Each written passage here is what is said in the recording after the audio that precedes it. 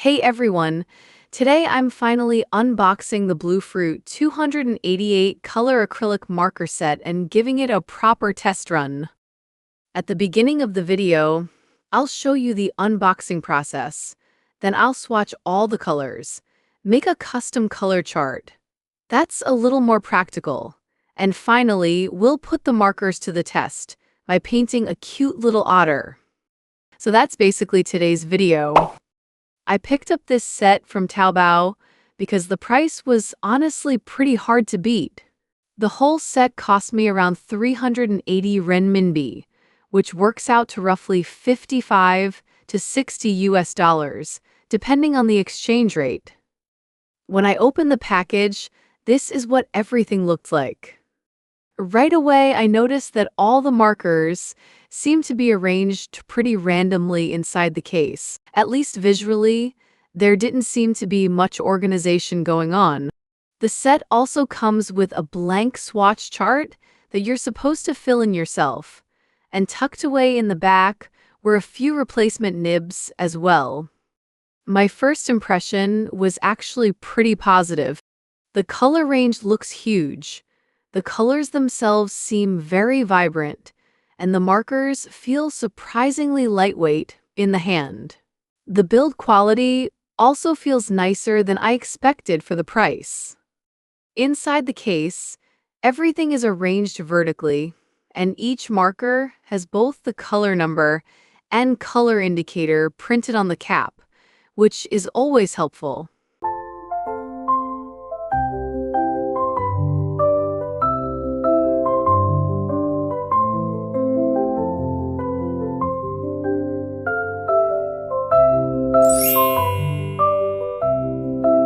So naturally, the first thing I wanted to do was fill out the included swatch card.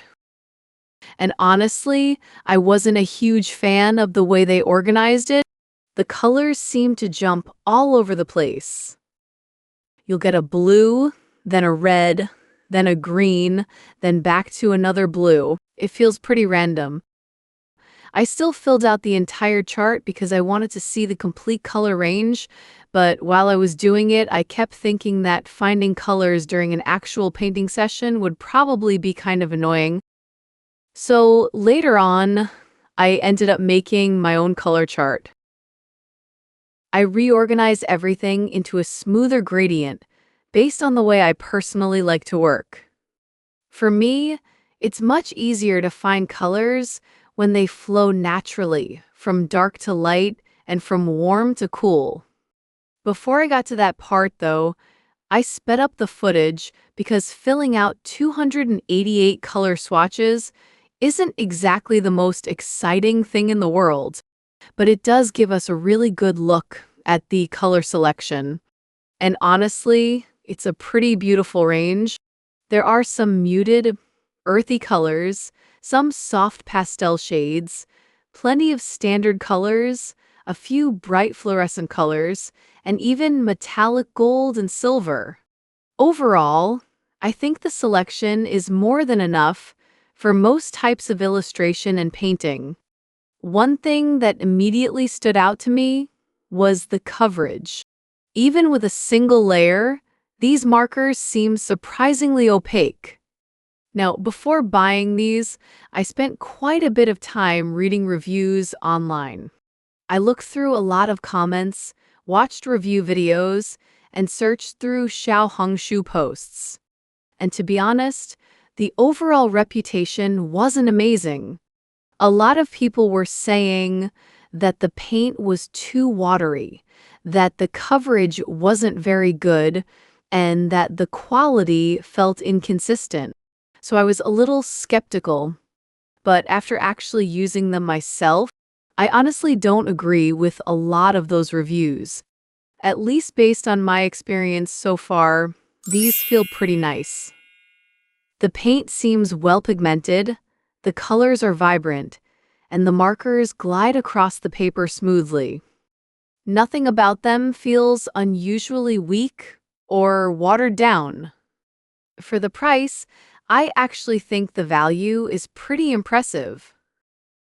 One of my friends had already purchased some smaller sets from this brand before, and they felt the same way. They kept saying that these markers seemed way better than their online reputation would suggest. So that definitely influenced my decision to try them myself. After finishing the manufacturer's swatch card, I moved on to creating my own version. This process honestly took forever. First, I had to sort all the colors, then build a layout in Photoshop, arrange everything into a gradient, print it out, and finally swatch everything again. A lot of work for a color chart. But I think it was worth it. The organization feels so much more intuitive now. I arranged most of the colors from dark to light based on how I visually perceived them. It's definitely not scientifically perfect, but I wasn't about to spend several extra days comparing every single marker. And honestly, close enough is good enough. One thing I really appreciated during this process was seeing how well the paint covers the paper. The pigment feels thick and rich, and even a single pass usually gives pretty solid coverage.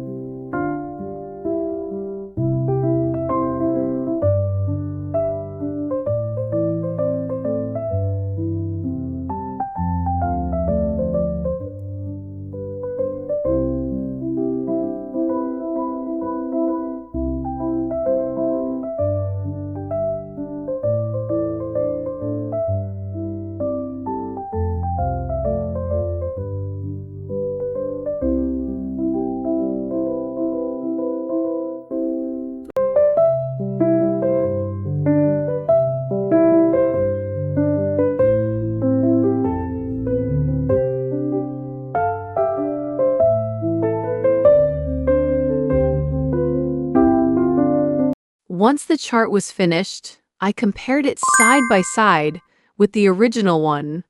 The left side is the manufacturer's version. The right side is mine, And personally, I think mine will be much easier to use when I'm actually painting. The set also comes with some color stickers, although not enough for all 288 colors. I attached them to the marker caps and then swatched each cap manually. That way, I can see the actual paint color immediately without worrying about color shifts. It's a small thing, but it makes finding colors so much faster.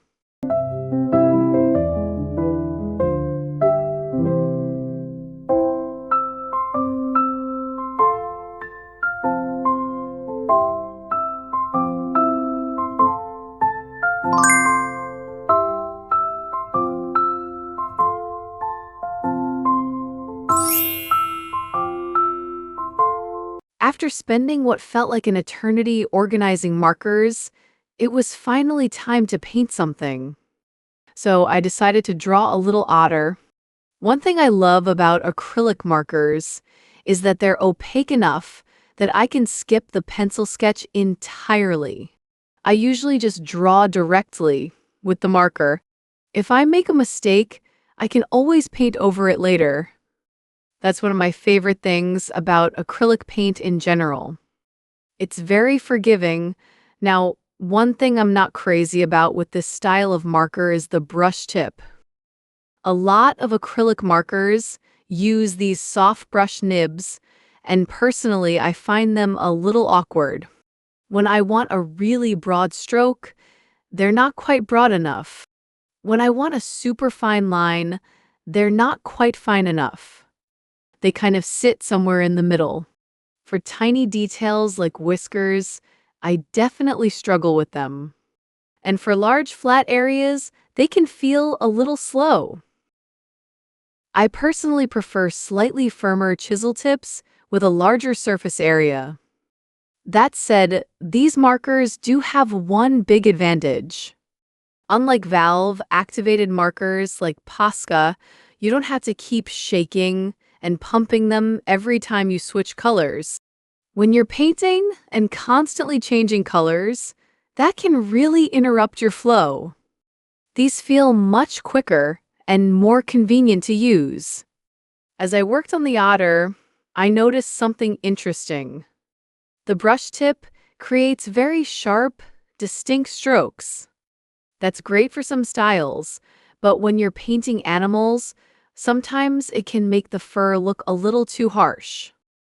Normally, I might soften everything with a cotton swab or blending tool, but this time I experimented with something different. Instead of making long strokes, I started applying the paint using small circular motions, almost like the way you might use oil pastels. And honestly, I really like the result. The transitions looked softer, the texture felt more natural, and the fur started looking much fluffier. That was probably my biggest takeaway from this painting. I also wasn't trying to match realistic colors. Instead, I used a more stylized color palette. For highlights, I used pale yellows and pinks. For reflected light, I added touches of blue. And for the deepest shadows, I used darker browns. I think that helped create a stronger sense of depth and contrast.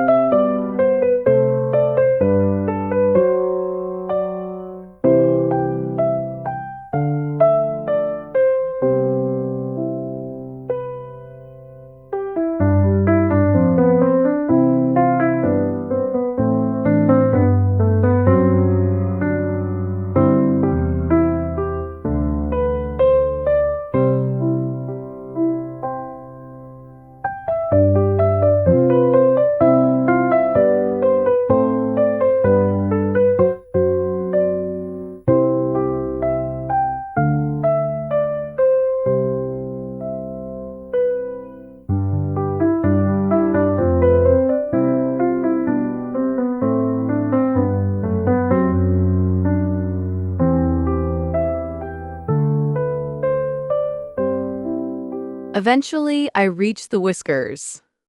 And this is where the brush tip started fighting me again.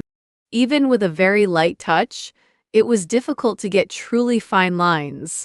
For details like whiskers, eyelashes, or tiny fur strands, I definitely recommend using a finer acrylic marker, something like a 0.5 millimeter Posca. That would make those details much easier. And then right near the end, I discovered something slightly embarrassing. Apparently, otters have 5 toes, not 4, so I had to go back and fix the paws. Thankfully, acrylic markers make corrections really easy. A quick adjustment, and nobody ever has to know. Well, except everyone watching this video now. Overall, I was pleasantly surprised by this set. The colors are vibrant, the coverage is strong, the paint feels nicely pigmented, and the price is very reasonable for the number of colors you get. It's definitely not perfect, but I think it's much better than I expected based on the reviews I had seen online. So that's it for today's unboxing and review. Hopefully, this was helpful if you've been considering this marker set yourself. And if there's anything else you'd like me to test in the future, feel free to leave a comment below. Thanks so much for watching, and I'll see you in the next one. Bye!